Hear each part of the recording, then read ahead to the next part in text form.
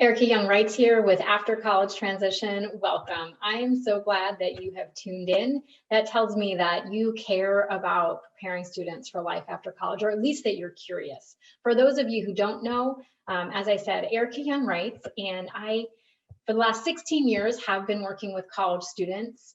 Spent most of that time working in college ministry with the CCO and leading a program called Senior Exit, a one-year experience that prepares college students for life after college. And during that time, I also was getting my master's degree from Geneva College in higher education, and it gave me the opportunity to research our Senior Exit program for my master's work and to find out, is this even making a difference? And so that was an incredibly encouraging work, and also became the seeds to After College, to writing the book After College, which many of you are using in the lives of students. I am so thankful that you're getting this book out there into the hands of students. And because of you, the book has just come out in an audiobook form. It's just released, so you can be one of the first people to get that into the hands of your students if you're one of those people who has reached out and said, my students aren't reading.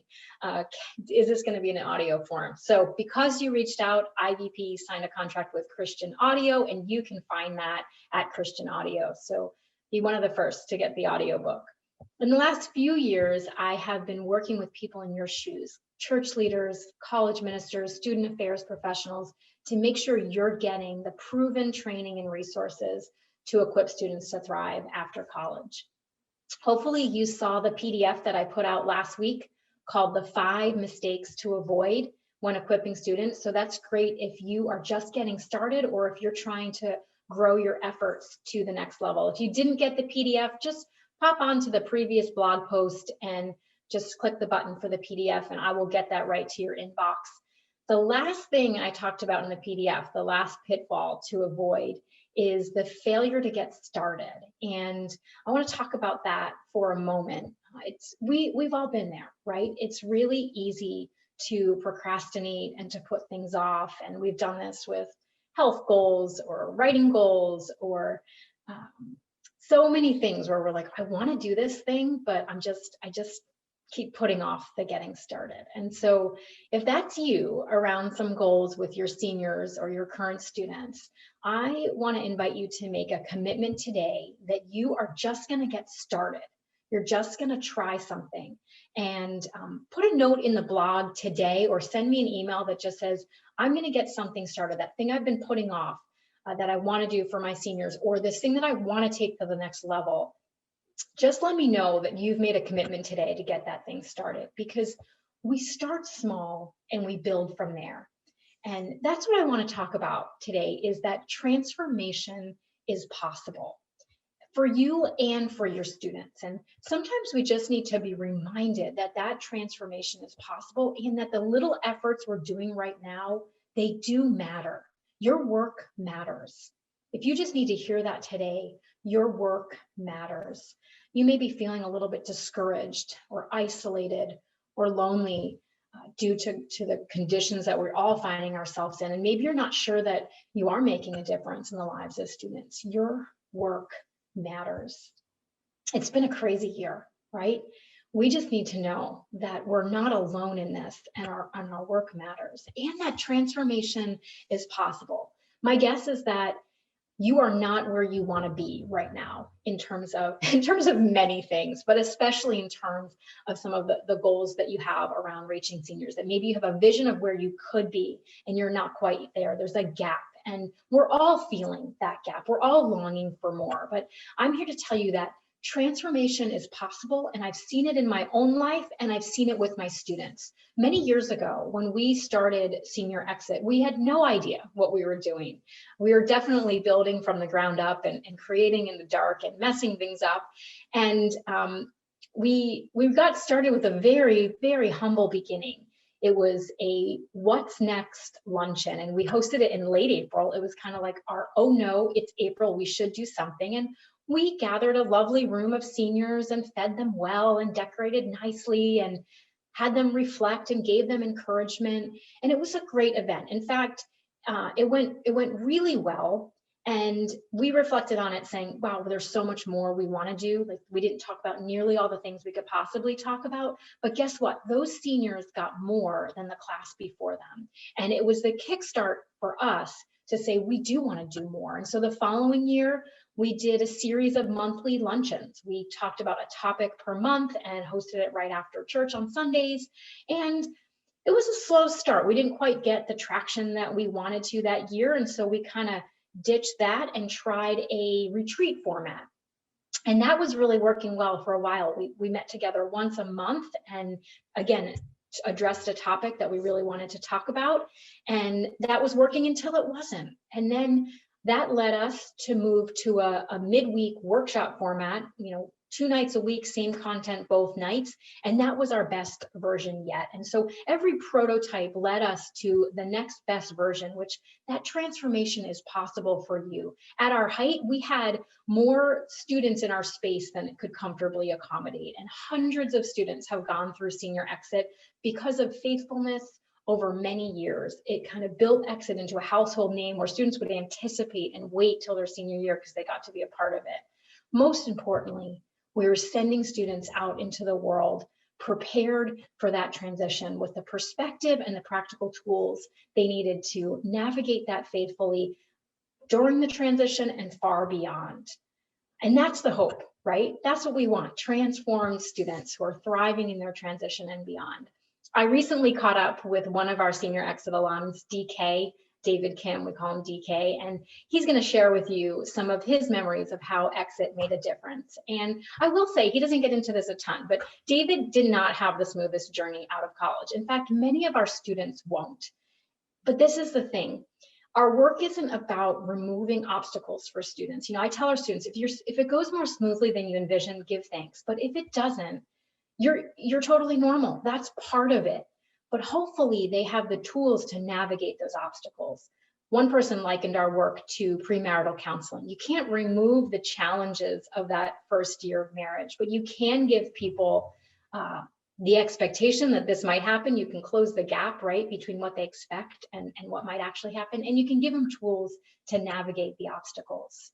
So listen to DK's story and particularly pay attention to the ways that he felt confident in the decisions that he made in that first year out and heading up to it because of the conversations through Exit and his senior year.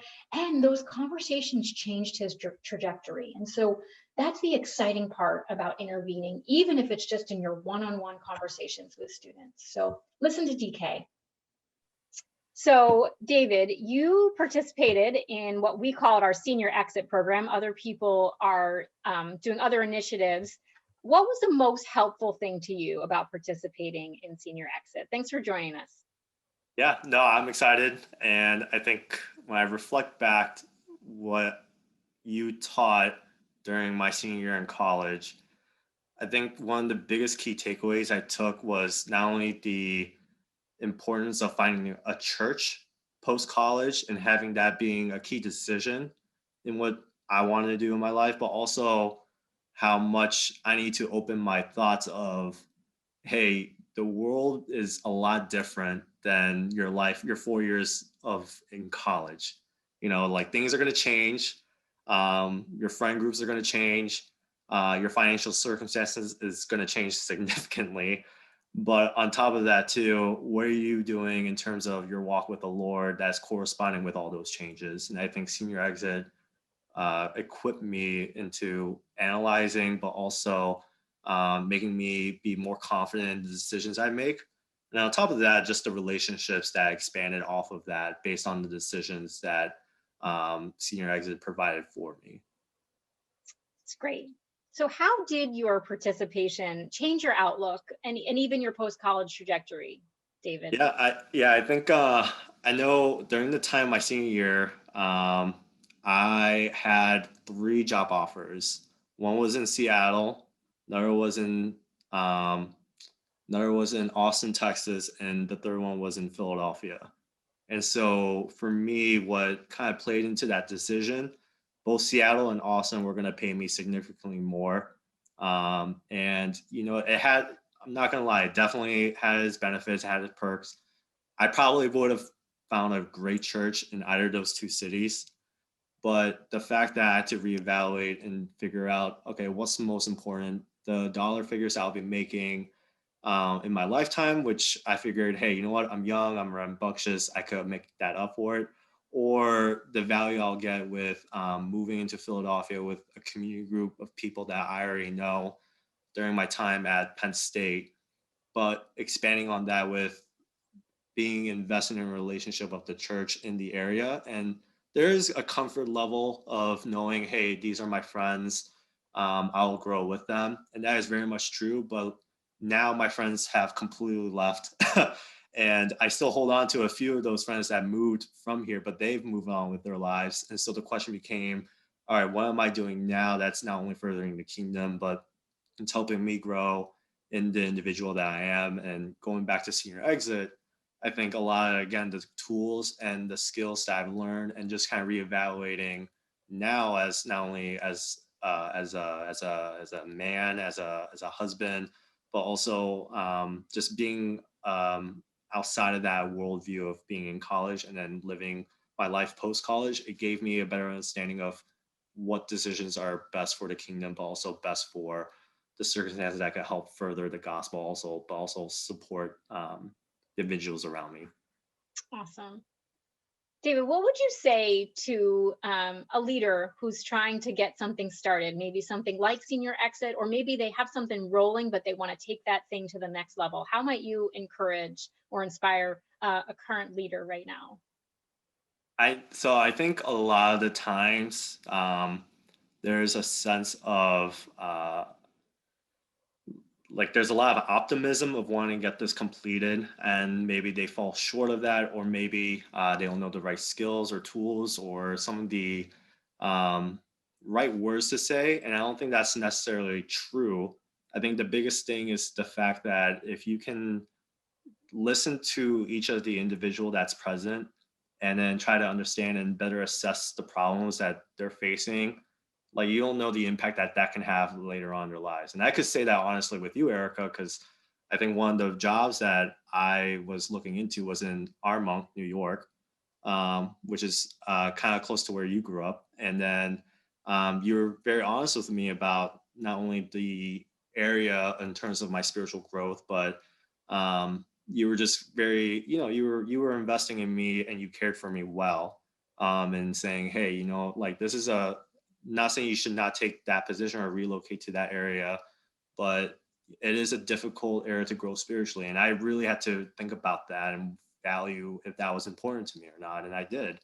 And so, and I think for leaders who are trying to propose something like this or trying to, trying to reevaluate whether or not this is the right fit, I think I can honestly say it is 5 years from where I was back when I was a senior in college. That's awesome. And I remember that conversation about where you're headed. And Right. I did tell you to do your own research. Remember, I gave you some people Right. who have lived there before that you could check it out by talking to some other individuals. But yeah, it sounds like just even being willing to just show up to conversations with seniors can make all the difference. Um, David, what do you think is the single most important thing leaders can do to prepare students for life after college? I think not only the relationship aspect of that, because here I am still talking to you 5 years from now, but I think the other thing that they can do is to really hone in on um, just again providing the right tools and equipments for the students and give them the ability to, like you said, research and giving them the opportunities to go out for themselves, because God knows this world will not give you any handouts. And then and then so if you're given an opportunity to at least a do your own research, but also b being equipped enough to think about and assessing and reflecting on what values are most important to that individual as a student. I think that's all that the student can do is just again giving them an ability, a platform almost, or yeah, the ability to just make that decision on their own and just be in prayerful thought of them. It's good. And you've been out there for a little bit right now. Just a little As bit. you reflect on our cultural moment and in your own experience in senior exit, what do you think are, let's say, just the three most important topics that leaders need to address with their students before they graduate? Yeah, I mean, especially now with COVID, it's a little bit different, and hopefully it never happens again in another person's lifetime. But the first thing is definitely like the loneliness piece of it, because even regardless of COVID, or even if they move to an area they don't know, loneliness is going to be such a huge issue because friends are not coming out left and right like they are in college. So making sure they are being encouraged by the leaders or even by their local church to either form community groups or form friendships that are going to be not only holding them accountable, also checking in on them and just loving them well in that difficult transition. Or even if they're moving back home with their parents, like that could get a little lonely as well. So just, I think figuring out tools to give them, hey, how do I figure this out with regard to this life after college, this loneliness, or even singleness, that's going to be key. I think the second thing is going to be finances. I know I've learned way more than I ever did in 4 years of my college, being on my own out here, but also understanding, hey, like there's a thing called investments, there's a thing called savings that I know in the back of my mind is important, but at the same time, just giving them the tools and giving them the guidance of like, like not only our money is important, but also figuring out, tithing is also important as well in the midst of all of this. And it's okay if you're not in a financially stable place. And I think a lot of times students are disappointed that life after college, that maybe they're thinking they're going to be earning way more than they should be. But again, giving them that financial awareness and spiritual guidance of how to do that well is important. And I think the final thing is also investing in just not only a relationship with each other, but also preparing yourself with life with a significant other. Um, I know some of the conversation we had in senior exit had let me kind of pause and think about, wow, I'm really choosing a spouse for life. And then not only is that scary, but that's also exciting and encouraging at the same time. So just giving those three structures, I think, will allow an individual to really thrive after college. Great. And David, you are thriving. Life isn't perfect, but you are thriving. And you've been through several jobs. And a little over a year ago, you got married. And you're thriving in your church life. You chose community. I know you're leading a Bible study with someone that you got to know your senior year at Penn State. And so there's so many things about your life that are thriving. Any last thought that you have for a college minister or church leader or student affairs professional who's like, does this really matter? Like doing some kind of intervention in the senior year, like, it's kind of an uphill battle. Students don't really know what they don't know. What would you say to someone who's on the fence of like, do I take the next step to try to do something? Does it really matter? I say it does because if I think the biggest thing that you can not only love your students well is providing this tool to, hey, reevaluate your life, because again, your 4 year of life in the bubble in college is going to be way different from the post years of that. And so I think giving them the tools and the skills and also being in constant communication with the student and trying to help them with their decision making and just trying to help them figure out what their values are with life after college, I think is super essential because without it, I wouldn't have maintained my relationships with you as well as with Chance and a few other people that I've gone to know through senior exit. But B, I've also been able to communicate that with some of my other friends post college, saying, hey, who didn't participate in this, but hey, my church, when I was a senior, we had this program. And majority, if not all the time, they said, oh my God, I wish I had that when I was in college. So I don't know what else to say other than, yes, you should. DK, thank you so much. It's so great to hang out with you and to just celebrate the ways that God's at work in your life and the ways that you're thriving right now. Thanks so much for making this time. No problem. Thanks, Erica. You bet. Yes, I celebrate stories of transformation. DK's transformation, and he's one of many, many students who can tell a story of transformation because of the work of Exit, because of the ways that we intervene in the senior year to prepare students for what comes next. And it's also really fun to reflect on the transformation of our own work and how we got started small, but it grew. And that is possible for you. In the last few years, I mentioned I've been working with those who care about preparing students for what comes next. And it's been so fun to watch all of your humble ideas turn into thriving outreach. I think about my friend and former course participant, Rick Whitlock at Purdue, who's just doing amazing things and small starts, but then growing these efforts into amazing efforts. And part of what Rick says about helping students in transition, part of why he's so passionate about what he's doing is that he's convinced if he can help students navigate the transition into life after college, they're only going to be that much more prepared for all of life's transitions. And it's so true, because life is full of transitions. And the more we can help our students figure out what to expect from transitional times, the more prepared they're going to be for that transition into that first job or into the next one, because that first one wasn't what they were expecting or didn't work out, or the transition into marriage or parenthood or coronavirus, anything. Let's hope we're not ever dealing with a global pandemic again, but life is full of transitions and we want to prepare our students.